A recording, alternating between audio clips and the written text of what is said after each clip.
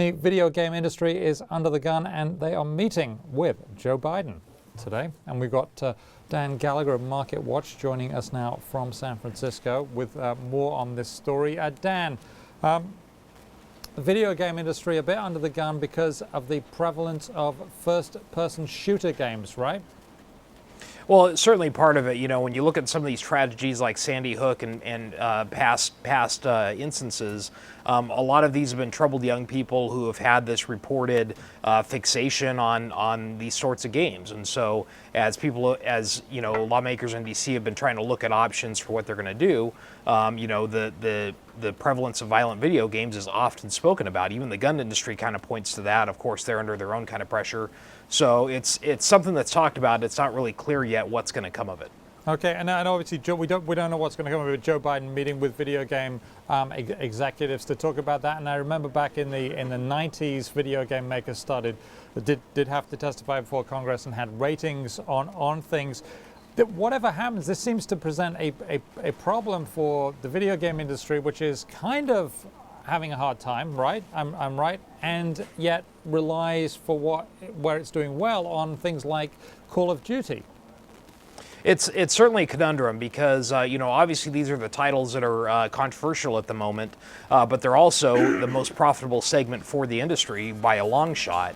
For the last like 3 years at least, half the top 10 selling games have been these M-rated action titles, Call of Duty, Battlefield, Halo, all these games, big money makers for the sector. So it's not something that publishers can just simply say, okay, we're not going to do that anymore. It's very key to their business. Plus, because of the other pressures we've seen, as mobile games, social games, and other things have come on, they've taken away a lot of other gaming segments, but high quality first-person AAA shooters is one segment that's actually proven to be pretty resilient. Now, I mean, it is interesting, and the graphics on those games are really quite phenomenal, and they can be very engaging. And of course, the vast majority of people who play those games never do anything wrong.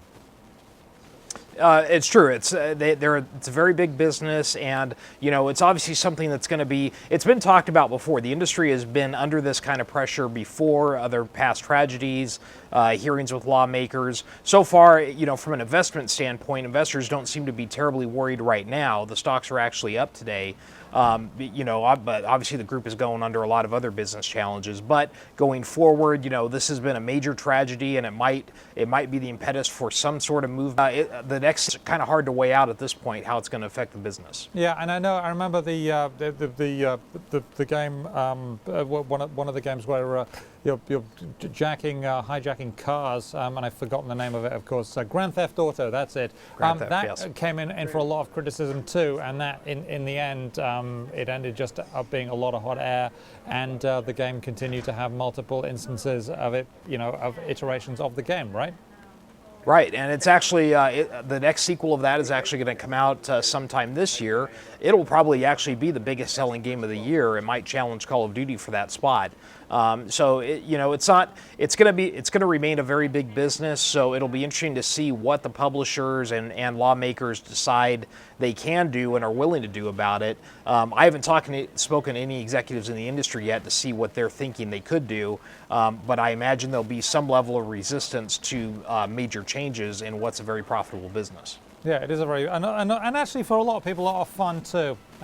Anyway, thank you very much, Dan Gallagher of Market Watch. We appreciate your time today.